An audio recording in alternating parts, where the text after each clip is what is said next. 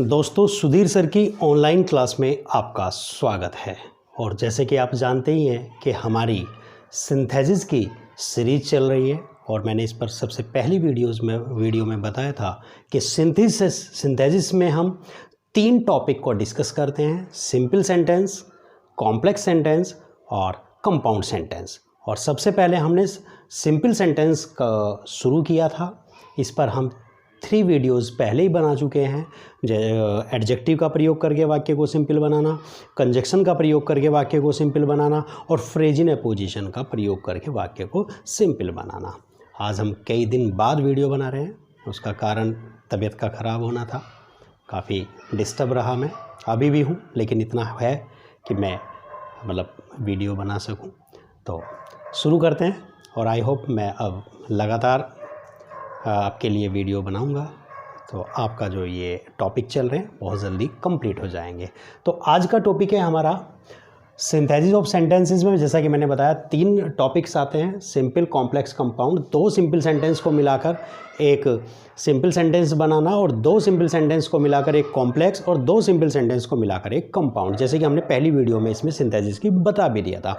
और आज जो हमारी ये सीरीज़ चल रही है सिंथेसिस की भी सिंपल सेंटेंस बनाने की सीरीज़ चल रही है। और सिंपल सेंटेंस में हम आज यूज़ कर रहे हैं बाय यूजिंग इन्फिनेटिव।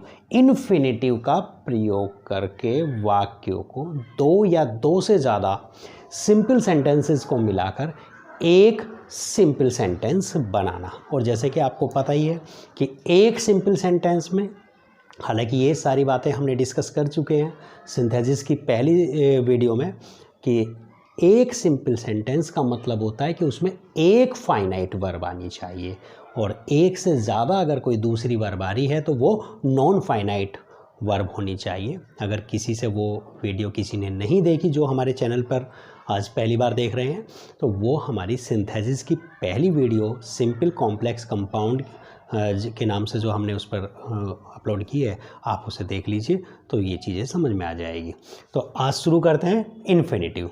देखिए, इन्फिनेटिव होता क्या है?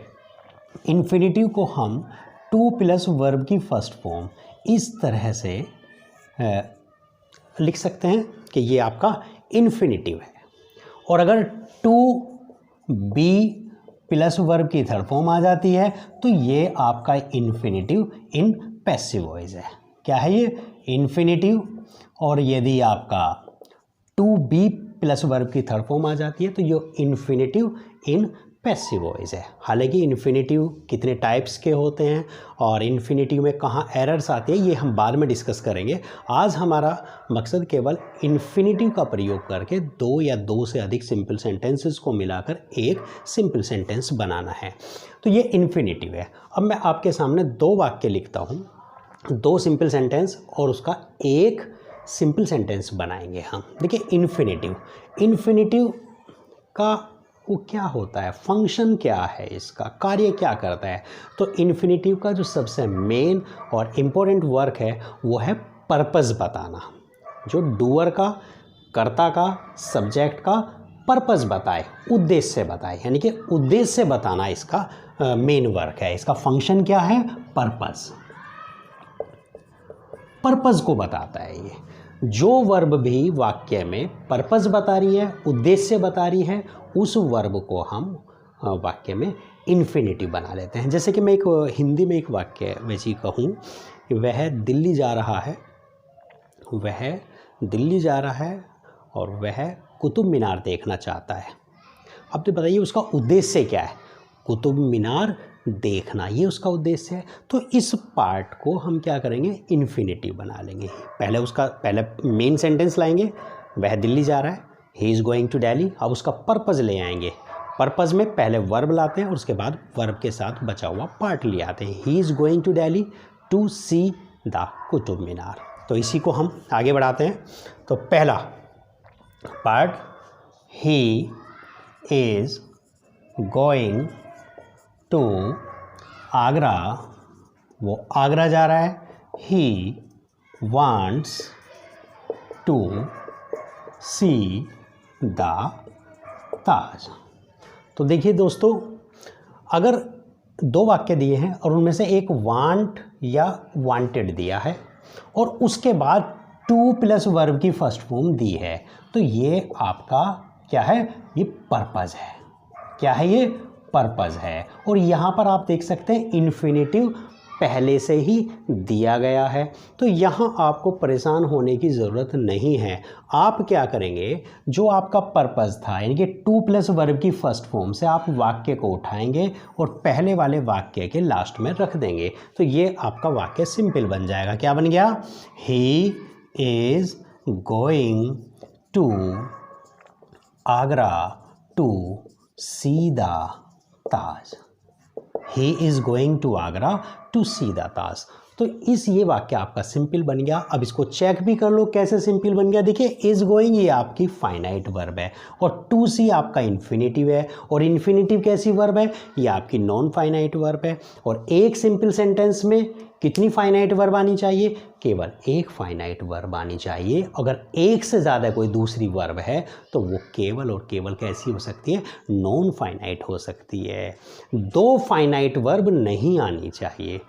तो इस हिसाब से इस कंसेप्ट के अकॉर्डिंग हमारा ये वाक्य कैसा बन गया है, सिंपल बन गया है। मैं एक वाक्य और ले लेता हूँ और इस तरह से हम एक एक करके इस टॉपिक को कंप्लीट कर लेंगे। जुड़े रहिए और लास्ट तक इस वीडियो को देखिए, तो आप सिंपल सेंटेंस इन्फिनेटिव का प्रयोग करके बनाना आराम से सीख जाएंगे।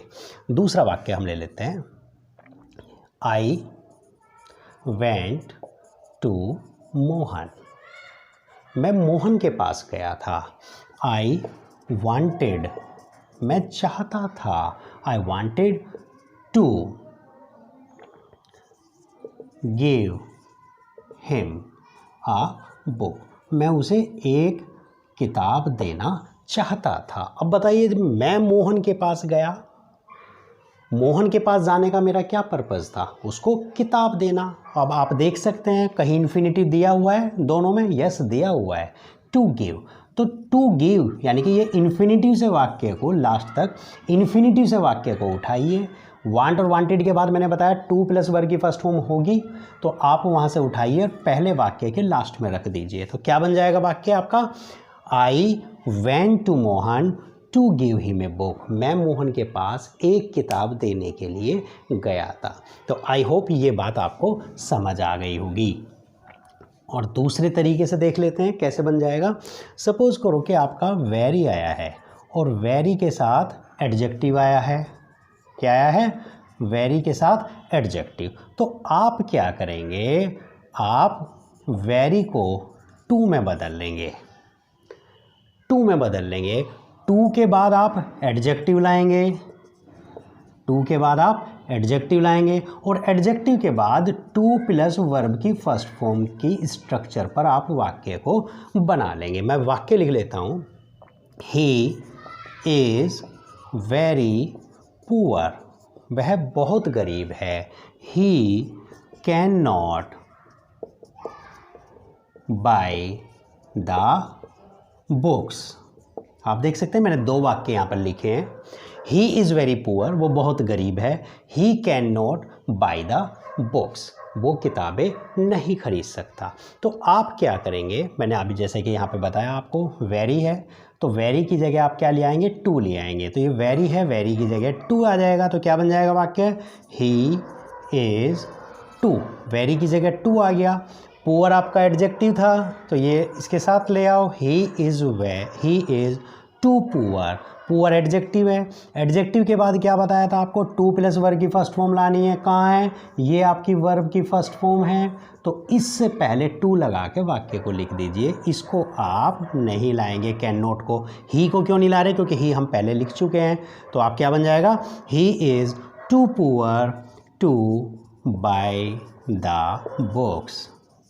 तो इस तरीके से आप वाक्य को सिंपल बना सकते हैं। और ये टॉपिक आपका ट्रांसफॉर्मेशन का रिमूव टू और एडवर्ब टू में हमने पढ़ाया था। यदि इसकी डिटेल स्टडी आपको करनी है तो हमारे वीडियो हमने बनाई हुई है ट्रांसफॉर्मेशन ऑफ सेंटेंसेस की, और पहली वीडियो है रिमूव टू या एडवर्ब टू, उसे देख लेंगे तो ये चीज़ें भी आपको बिल्कुल क्लियर समझ में आ जाएगी। नेक्स्ट आगे बढ़ते हैं। तो ये दो प्रकार से आपको इन्फिनेटिव का प्रयोग करके दो तरीके से आपने वाक्य को सिंपल बनाया। और तीसरे तरीके से कैसे बना सकते हैं, जैसे कि आई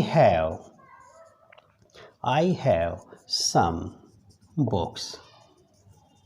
आई हैव सम बुक्स, मेरे पास कुछ किताबें हैं। I must read them. एक तीसरे तरह का सेंटेंस इसमें दिया। अब देखिए, जो हमने पहले दो तरीके से बनाए हैं, पहला था हमारा कि पहले से ही आपका इन्फिनेटिव दिया हुआ था, इन्फिनेटिव से हम वाक्य को उठा रहे थे और पहले वाक्य के लास्ट में उसको ऐड कर रहे थे, तो वाक्य आपका सिंपल बना जा रहा था। दूसरे तरीके से हमने किया था कि जहाँ वेरी था वहाँ पे टू लिया है। अब ये तीसरे तरीके में वो दोनों नियम यहाँ पे लागू नहीं हो रहे, तो इसमें तीसरे में क्या करना पड़ेगा, जब आपका इन्फिनेटिव ना दिया गया हो वाक्य में, तो आप क्या करेंगे, पर्पस देखेंगे। क्या देखेंगे आप, पर्पस। कि आपका पर्पस क्या है, कर्ता का पर्पस क्या है, जो वर्ब पर्पस बता रही हो, जो उद्देश्य बता रही हो, उसको आप इन्फिनेटिव बना लेंगे। जैसे कि आई हैव सम बुक्स, मेरे पास कुछ किताबें हैं।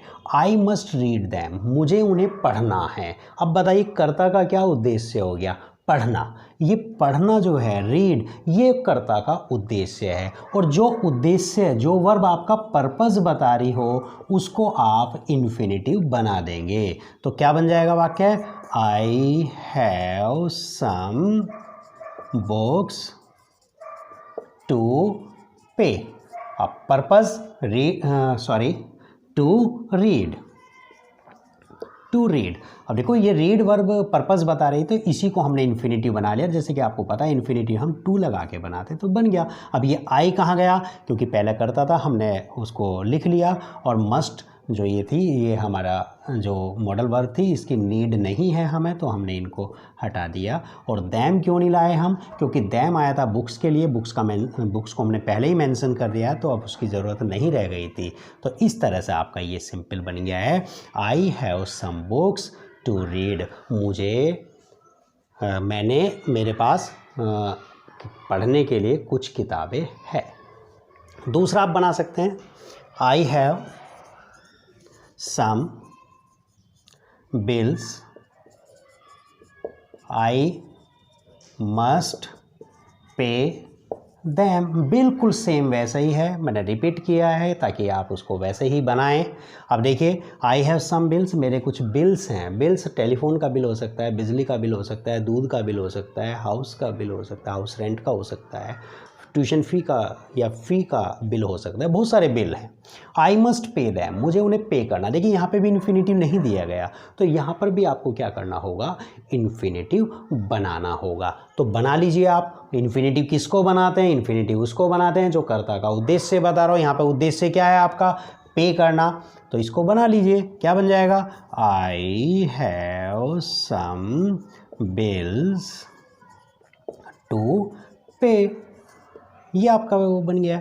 दैम आया, जैसे कि मैंने पहले बताया, दैम आया था बिल्स के लिए, नहीं रखा। आई पहले ही मेंशन कर चुके, मस्ट को लिखने की ज़रूरत नहीं है।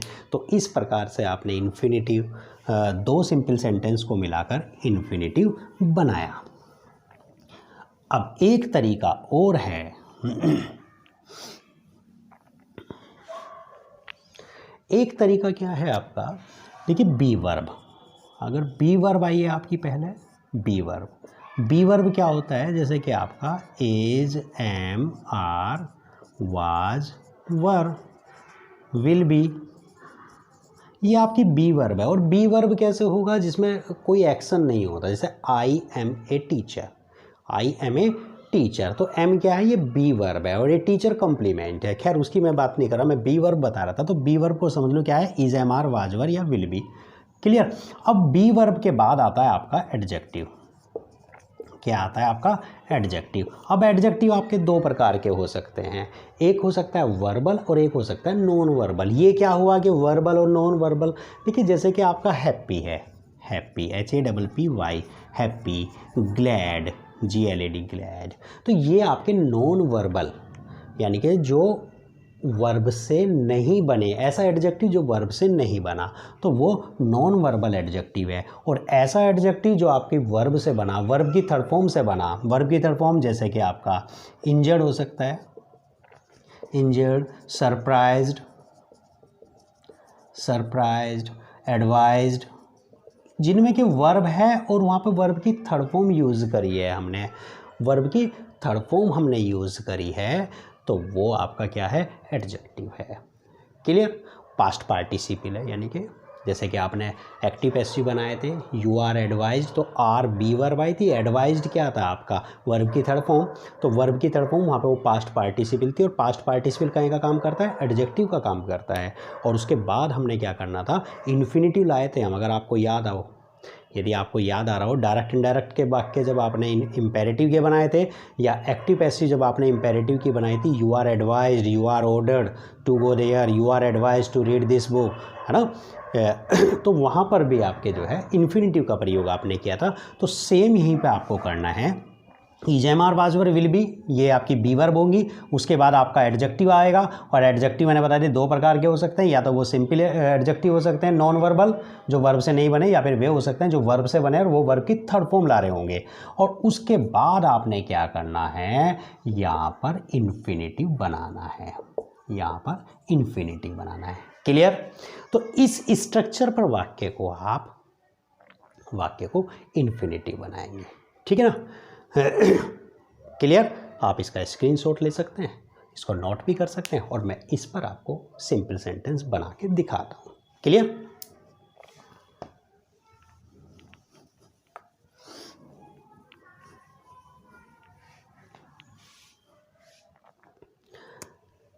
जैसे कि your father will see your report card, your father will see your report card, आपके फादर आपका रिपोर्ट कार्ड देखेंगे, और क्या होगा, ही विल बी सरप्राइज्ड, और वो क्या हो जाएंगे, सरप्राइज हो जाएंगे। देखिए जो मैंने इससे पहले के 3 पॉइंट्स, यानी कि इन्फिनिटी बनाने के 3 आपको पॉइंट्स बताएं, अगर उन तीनों का यहाँ पर कोई भी लिंक नहीं है, यानी कि तीनों यूज़ नहीं हो रहे हैं, तो आप चौथे उस पॉइंट पर आइए। और चौथा पॉइंट मैंने क्या बताया था कि इजेमार वाजवर या विल बी के बाद आपका एडजेक्टिव होगा, विल बी है, उसके बाद आपकी वर्ब की थर्ड फॉर्म है, यानी कि ये क्या है, आपका पास्ट पार्टिसिपल है। जब वर्ब की थर्ड फॉर्म रहेगी तो वो पास्ट पार्टिसिपल है। तो आप क्या करेंगे, इन्फिनिटिव को, यानी कि आप इन्फिनिटिव किसका बनाएंगे, इसको आप इन्फिनिटिव बना लेंगे, दूसरी जो वर्ब है, और कहाँ रखेंगे इसको, आप पास्ट पार्टिसिपल के बाद रखेंगे। तो किस तरह से बन जाएगा, ये ही विल बी सरप्राइज्ड, वो सरप्राइज होंगे, कौन सरप्राइज होगा, जिसको हम पहले लिखते हैं। देखिए ये नाउन है योर फादर, और ही प्रोनाउन है। जब हम वाक्य की शुरुआत करते हैं तो पहले नाउन के फॉर्म में लिखते हैं, प्रोनाउन का जो नंबर आता है या प्रोनाउन को जो लिखते हैं वो बाद में लिखते हैं। तो जब हम इस सेंटेंस को पहले लिखेंगे सिंपल सेंटेंस बनाने में, तो इसका टर्न पहले है, तो हम ही जो प्रोनाउन है, ये किसका प्रोनाउन है, योर फादर का, तो ही जो प्रोनाउन है उसकी जगह हम उसका नाउन लिखेंगे। तो क्या आ जाएगा, ही का नाउन योर फादर, तो क्या बनाएंगे, your father will be surprised, your father will be surprise. जैसे कि मैंने इससे पहले बताया था, सरप्राइज आपका एडजेक्टिव आ गया है, पास्ट पार्टिसिपल, तो आप इन्फिनिटिव उसके बाद रखो। और इन्फिनिटिव किसको बना रहे थे, जैसे कि मैंने बताया, दूसरी जो वर्ब है दूसरे वाक्य की, उसको आप इन्फिनिटिव बना लो, to see your report card, तुम्हारे पापा तुम्हारा रिपोर्ट कार्ड देख के बहुत ही सरप्राइज होंगे। ठीक है, आप आई होप ये आप समझ गए होंगे। एक सेंटेंस में आपको और करा देता हूँ।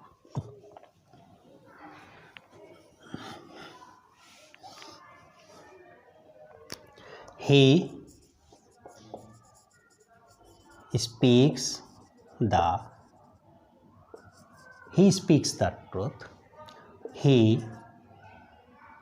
is not afraid of it. He speaks the truth. वो सच बोलता है. He is not afraid of it. वो इस afraid का मतलब होता है डरना, भयभीत होना. वो it आया है सच बोलने से. वो इस बात से नहीं डरता. किस बात से नहीं डरता? समझ गए होंगे आप. सच बोलने से नहीं डरता. और दोस्तों आप देख सकते हैं यहाँ पर जो afraid है ये एडजेक्टिव है और ये सिंपल एडजेक्टिव है जो नॉन वर्बल, जो वर्ब से नहीं बना. और मैंने बताया था उससे पहले ये बी वर्ब है. मैंने बताया था आपको जब आपको इन्फिनिटिव बनाना है तो आप क्या करेंगे, एडजेक्टिव के बाद रख देंगे. एडजेक्टिव के बाद आप इन्फिनिटिव रख देंगे तो क्या बन जाएगा, he is not afraid. He is not afraid to. अब देखिए इन्फिनिटिव में एस नहीं लगता तो वर्ब की फर्स्ट फॉर्म आप लगाएंगे. यहाँ पे एस था तो इसे हटा देंगे. He is not afraid to speak the truth. अब आप कहेंगे कि ये ऑफ इट कहाँ गया. देखिए ऑफ आता है जिस चीज़ से हम डरते हैं. वो चीज़ हम अफ्रेड के बाद अगर लाते तो तब मेंशन करते ऑफ लगाने के लिए. तो हमें इन्फिनिटी बनाना था तो उसकी हमें आवश्यकता ही नहीं रही. इट आया था आपका स्पीक द ट्रूथ को जो कि हमारा इन्फिनिटिव की फॉर्म में आ गया है. तो ये दोनों यहाँ से हट जाएंगे. वो सच बोलने से नहीं डरता. अब आप समझ गए होंगे. मैं आपको एक सेंटेंस, जब आपके इन्फिनिटिव दो हों यानी कि 3 सेंटेंस आपके सिंपल दिए होंगे और वहाँ पर पर्पज़ आपके 2 होंगे तो आप 2 इन्फिनिटिव बनाएंगे. जैसे कि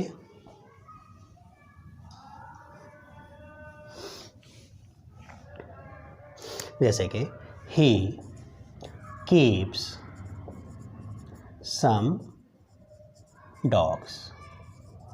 he keeps some dogs. उसके पास कुछ कुत्ते हैं. they guard his house. वे क्या करते हैं, वे उसके घर की रक्षा करते हैं. और तीसरा एक सेंटेंस वो लेते हैं, they keep अवे रॉबर्स. ये 3 सिंपल सेंटेंस आए. अब हम इन 3 सिंपल सेंटेंस को मिलाकर हमें क्या बनाना है, एक सिंपल सेंटेंस बनाना है. और एक सिंपल सेंटेंस बनाने का मतलब है एक फाइनाइट वर्ब आनी चाहिए. तो हम क्या करेंगे, यहाँ पर 3 फाइनाइट वर्ब है जैसे कि कीप्स, गार्ड और कीप अवे. ये 3 वर्ब आई हैं तो हम फाइनाइट वर्ब तो एक ही रखेंगे और 2 जो बची हुई दूसरी वर्ब होंगी उनको हम नॉन फाइनाइट बदल देंगे. अब नॉन फाइनाइट यहाँ पर हम क्या कर रहे हैं, इन्फिनिटिव कर रहे हैं. और इन्फिनिटिव का क्या वो होता है, उसका फंक्शन क्या है, पर्पज़ को बताना. तो यहाँ पे पर्पज़ देख लीजिए यहाँ के कौन कौन पर्पज़ है. अब देखो ही कीप्स सम डॉग्स, उसके पास कुछ कुत्ते हैं. दे आया है डॉग्स के लिए. दे गार्ड हिज हाउस, वे उसके घर की रक्षा करते हैं. They keep away robbers, way robbers को दूर रखते हैं, चोरों को दूर रखते हैं. अब तो यहाँ पे कुत्ते जो रखने का उसका पर्पज़ क्या है, 2 पर्पज़ निकल के आ रहे हैं. कौन कौन से पर्पज़, घर की रक्षा करना और चोरों को दूर करना. तो जो ये 2 पर्पज़ निकल कर आए हैं इन दोनों को आप इन्फिनिटिव बना लो, एंड से जोड़ लो. तो कैसे बन जाएंगे, 2 पर्पज़ आए हैं तो 2 को एंड से जोड़ देंगे तो क्या बन जाएगा, he keeps some dogs to guard his house and keeps away robbers. तो ये इस तरह से आप देखेंगे यहाँ पर एंड से हमारे 2 इन्फिनिटिव जुड़ गए हैं. And keep away robbers. He keep some dogs to guard his house and keep away robbers. बिल्कुल ठीक.